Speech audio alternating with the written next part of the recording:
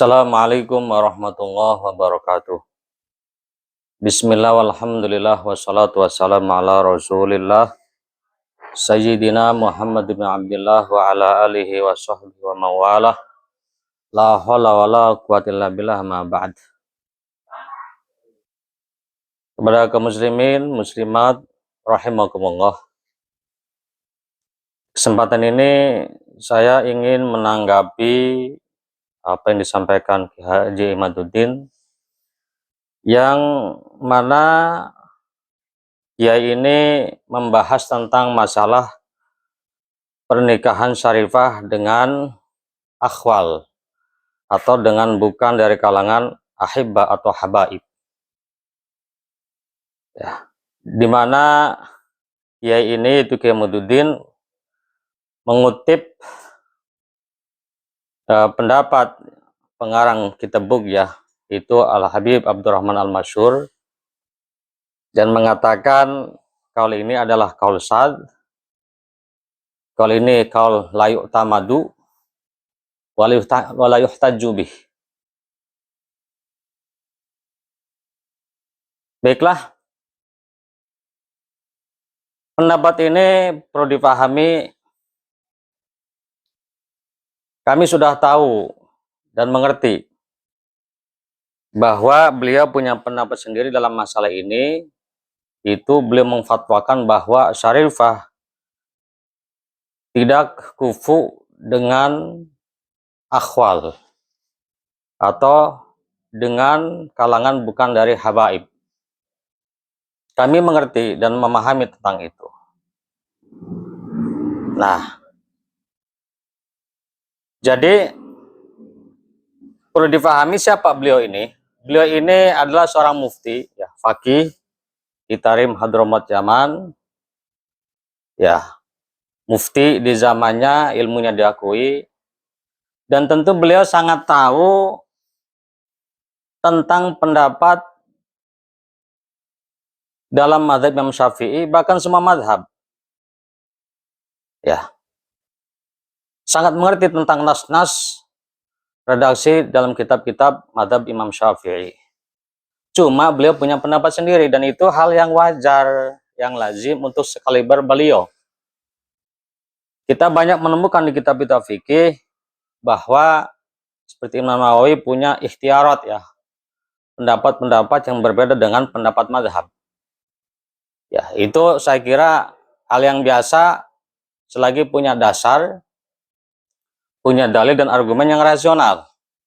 Walaupun yang pada akhirnya ditilik dan dinilai oleh orang belakangan yang punya kemampuan, kualitas ilmu yang tinggi, yang mumpuni, ternyata argumentasinya dikatakan lemah. Tetapi kalau sampai mengatakan sad, Al-Fakir tidak mau komentar karena beliau itu orang yang alim, fakih, mutamakin fifan nih. Ya, mungkin pada saatnya mungkin saya bisa tanggapin tentang hal itu, ya.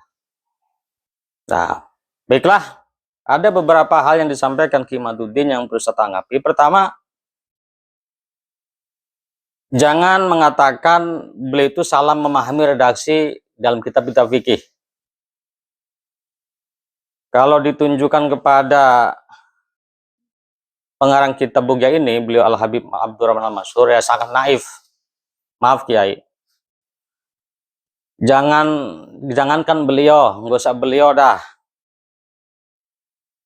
Untuk santri seperti saya pun dengan redaksi itu redaksi yang maklum, redaksi yang tidak muskil amat gitu, bahkan tidak masuk dalam kategori muskil yang sulit, enggak. Nah, kalau disampaikan kepada ahibba atau habaib yang sekarang ada, juga tidak bisa begitu juga. Ya, saya punya banyak teman dari kalangan ahibba atau habaib, dan itu fuqaha, ya, ahli fikih, dan tentu paham bab ini. Cuma perlu difahami, video yang Kiai edit itu, ya, itu kebenaran lagi menyampaikan pandangan yang disampaikan oleh Habib Abdurrahman Al-Masyhur ini. Ya, itu menyampaikan pendapat dan diikuti oleh beliau-beliau itu. Bukan berarti beliau itu nggak paham dengan apa yang disampaikan oleh Madzhab Imam Syafi'i. Jadi saya tegas sekali lagi, sekali beliau pengarang kitab Bughya ini, ya, pengumpul fatwa-fatwa dalam Madzhab Imam Syafi'i, itu hal yang lazim, hal yang wajar. Beda kalau saya punya ikhtiarat umpamanya, nah itu lain, saya siapa? Atau kiai umpamanya, kiai siapa kan gitu ya. Iya. Jadi kalau saya ya memaklumi dan memahami itu.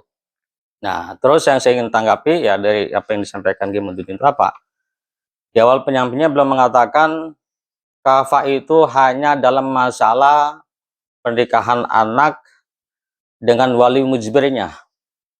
Ini argumentasi yang salah.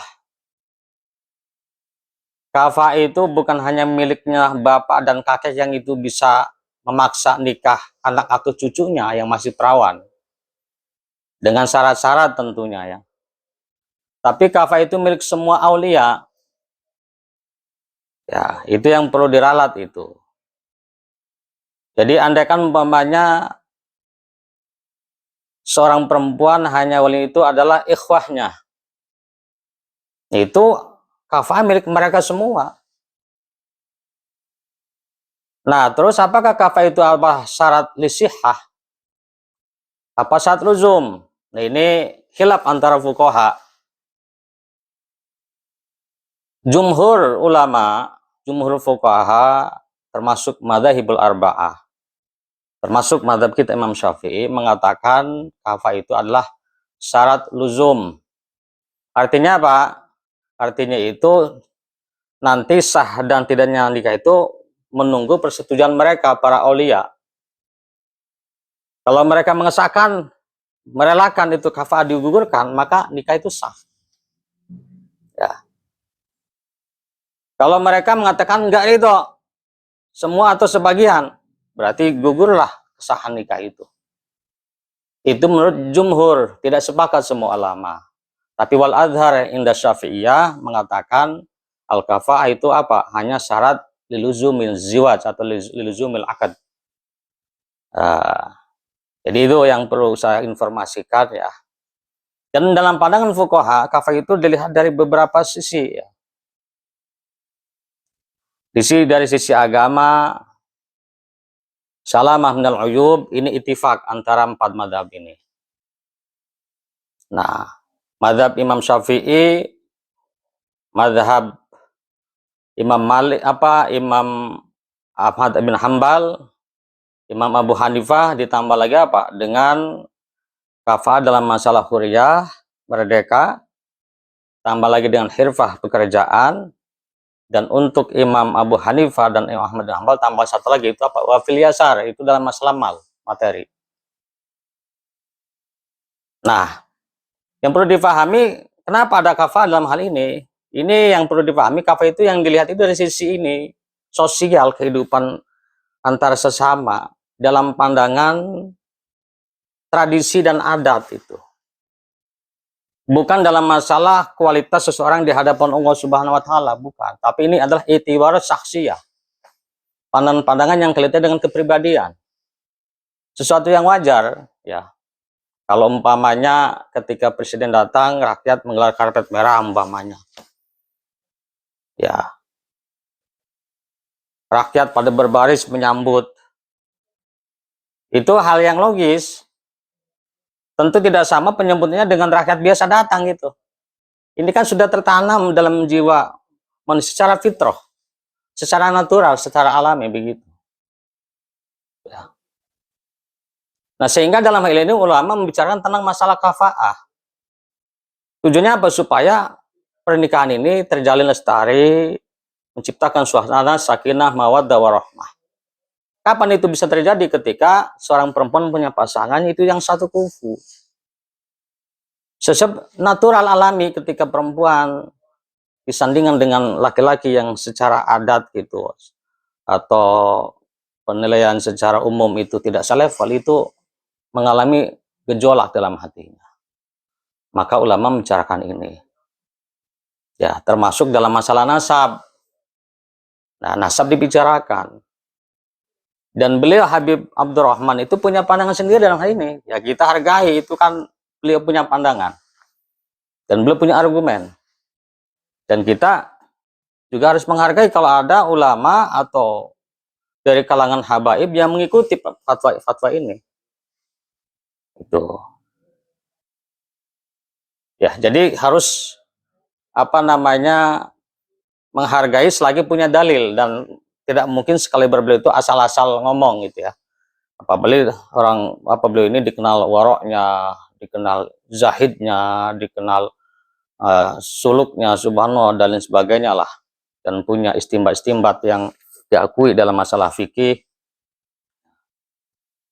Nah, jadi saya ingin sampaikan sekali lagi ya, jangan berargumen atau berpandangan kalau habaib di Indonesia khususnya secara umum, dan terlebih kalau mengklaim ulama-ulama di Yaman, ya fuqaha di Yaman, habaib di Yaman itu nggak ngerti dengan fatwanya dalam madhab. Fatwa dalam madhab maksud saya. Beliau sangat paham hal itu ya, sangat mengerti. Ya, nggak usah nanya kepada mufti-mufti yang ada di sana. Tanya aja santrinya, paham atau enggak? Pasti sangat paham masalah hal ini. Ya. Nah, terus kenapa juga yang saya aneh itu, kenapa sampean Kiai ketika mengutip kalam Habib Abdurrahman dan dikatakan ganjil, ya bahkan sampean mengatakan sad gitu ya, terus mengatakan kata-kata yusamu minhu raihatum min raihil jahiliyah, tercium aroma atau bau-bau jahiliyah. Walaupun sampean nggak menerjemahkan, saya terjemahkan ya. Sementara dengan alasan ini seakan-akan menganggap selain ahibba itu rendah, hina. Itu pandangan yang perlu diluruskan Kiai, maaf itu. Analogikanya atau anunya tidak seperti itu. Ya, sampean salah itu begitu. Jadi begini, ya seperti saya analogikan seperti sekolah yang elit gitu ya. Kan ada kelas-kelasnya 1, 2, 3, 4, 5, 6. Kalau itu kelas dasar. Ya. Bukan berarti yang bukan Habib itu keluar daripada sekolah itu, dianggap itu manusia primitif lah, pinggir lah, atau hina lah, bukan. Mereka tetap digolongkan yang mulia, tapi kelasnya beda. Itu kan penilaian secara natural, alami itu. Manusia melihat dengan sendirinya begitu. Dan agama, ulama melihat hal ini, sehingga membahas dan dibukukan dalam pasal khusus masalah kafaah. Nah, jadi jangan berargumen kalau selain Habib itu dianggap hina, enggak. Dan permasalahan juga ganjilnya saya, kenapa sampean ketika membahas itu kasta dibedakan hanya masalah fatwanya beliau Habib Abdurrahman Al-Masyhur saja. Itu tidak islami, bukan didikan Islam, bukan ajaran Al-Quran, bukan ajaran Nabi kita, Nabi Muhammad SAW. Ada ketimpangan sosial, tapi tidak membahas kafah, hisolul kafah yang lain. Seperti huriyah umpamanya. Atau hirfah. Kan sampean di awal omongan kan itu menyebut hal-hal itu. Kan masalah hirfah juga, pekerjaan juga, itu kan sama juga kalau di kelas-kelasan itu akan menimbulkan ketimpangan sosial. Seakan-akan maaf security itu profesi yang umpamanya kurang atau bagaimana. Kenapa nggak disinggung Mas? Itu sampean hanya mempermasalahkan fatwa pengarang ini, kitab Bughya beliau Habib Abdurrahman Al-Masyhur tentang masalah syarifah tidak kufur dengan akhwal. Seharusnya kalau sampean objektif ya harus disinggung juga masalah ini, masalah hirfah, masalah huriyah juga. Oh berarti budak hina ya nggak bisa nikah dengan tidak kufur dengan orang merdeka umpamanya. Disinggung juga kalau begitu. Itu baru namanya sampean objektif. Ya, tapi sayangnya sampean hanya mempermasalahkan ketimpangan sosial, masalah nasab yang kaitannya dengan fatwanya ini, pengarang kitab Bughya ini. Ya, saya terus terang begitu mendengarkan sampean berbicara, saya dengar di medsos, saya belum mau ini, sebab saya udah tahu betul tentang masalah itu. Tahu betul. Ya, ulama fuqaha di Yaman khususnya Tarim Hadramaut, ya, santri-santri di pondok pesantren tahu hal itu. Dalam prakteknya gimana? Ya banyak syarifah yang nikah dengan akwal. Saya pribadi kalau ditanya fatwanya gimana? Yang utama dalam madzhab Syafi'i, syarifah tidak apa-apa nikah dengan yang lain. Cuma kita ta'adduban menjaga tata krama, di mana guru kita memfatwakan bahwa syarifah tidak kufu dengan ahibba, apa dengan akhwal. Itu doang. Jadi jangan, maaf, jangan memandang seakan-akan ya para ahibba tidak tahu dengan pendapat ini atau menyalahartikan redaksi yang ada dalam mazhab. Ya, jadi saya mengkritiki ini kenapa Kiai mempermasalahkan ketimpangan sosial hanya dalam masalah fatwanya beliau pengarang Bughya syarifah tidak kufu dengan akhwal, tapi tidak menyinggung yang lain. Itu pun sama juga itu. Nah, seharusnya dijelaskan itu supaya enak gitu. Terus juga yang aneh-anehnya itu di akhir ya apa yang sampean sampaikan itu mengutip ayat inna akramakum indallahi atqakum. Innalladzina amanu wa 'amilus shalihati ulaika hum khairul bariyah. Sehingga semuanya sama, hanya takwa yang membedakan. Ini seharusnya Kiai, maaf sebelumnya, ini ayat ini dalilnya ulama yang mengatakan tidak ada kafaah dalam masalah nikah ini. Itu pendapatnya Imam As-Sawri dan Imam Hasan Al-Basri. Itu boleh nanti berdalil dengan ayat ini. Kiai kan dari awal mengatakan dalam mazhab Imam Syafi'i. Seharusnya Kiai harus meluruskan ayat ini di mana letaknya. Ayat ini diletakkan dalam masalah huk dan wajibat itu sama. Tidak ada bedanya. Yang membedakan takwa kita di hadapan Allah Subhanahu wa taala. Iya. Jadi Kiai salah mengambil dalil kalau saya bilang.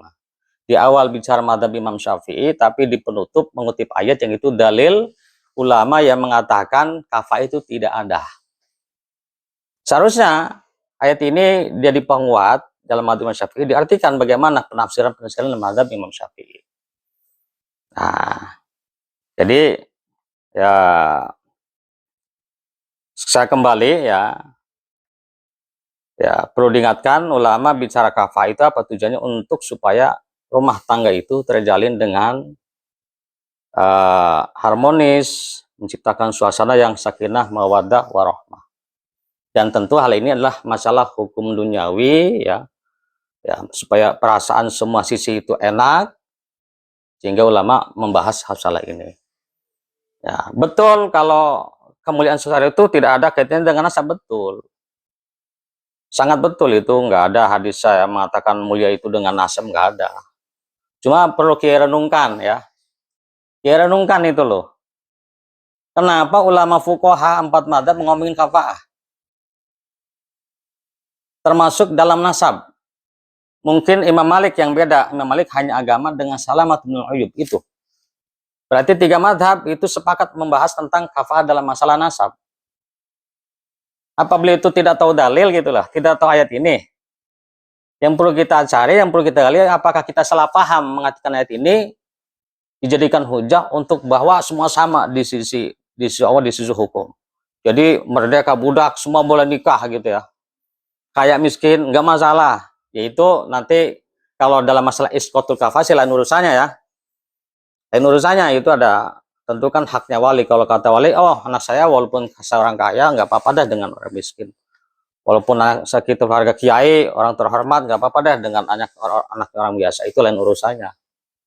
Tapi dalam menggugurkan kafaah dari asalnya, ya tentu kita harus berpikir ulang 1000 kali loh. Apa ulama 3 madzhab itu yang tentu pengikutnya ribuan bahkan jutaan sampai sekarang nggak paham dengan ayat ini.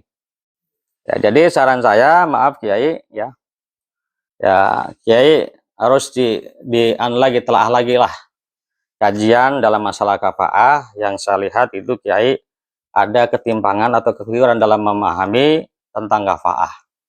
Ya, terutama dalam pengambilan dalil. Ya, pertama Kiai itu mengatakan bahwa kafah itu hanya dalam masalah perempuan yang nikah dengan wali mujbir umpamanya. Kafah itu hak semua ya, bukan hanya bapak dan kakek. Bukan hanya wali mujbir. Itu keliru itu. Kan Kiai sendiri mengatakan itu di tengah-tengah itu. Kalau ada saudara satu enggak, kan itu ada begitu ya. Seharusnya mohon kalau ada rekamannya Kiai simak lagi tuh. Sebab tambah sadar Kiai itu meralat omongan sendiri. Termasuk masalah kafal madhab Syafi'i kok didalilin dengan dalil ayat yang itu dipakai madhab ulama yang punya pandangan lain. Nah itu aja ya. Ini klarifikasi ini mudah-mudahan ada hikmah dan manfaatnya. Bukan maksud Al-Fakir menyudutkan siapapun. Ataupun mudah-mudahan juga Al-Fakir menyampaikan ini bukan untuk apa-apa. Tujuannya untuk nasrul ilmi wa dakwah. Ya, untuk menyampaikannya hak. Dan juga Al-Fakir juga merasa belum tentu apa yang saya sampaikan juga betul. Jadi sehingga ketika ada keliruan Al-Fakir siap untuk diluruskan. Itu saja. Mohon maaf kurang lebihnya. Wassalamualaikum warahmatullahi wabarakatuh.